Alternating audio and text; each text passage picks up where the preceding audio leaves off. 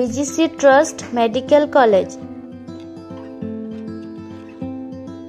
এইটো চিটকং চিকিৎসা বিশ্ববিদ্যালয়ৰ অধীনত পৰে 2002 চনত স্থাপিত হৈছিল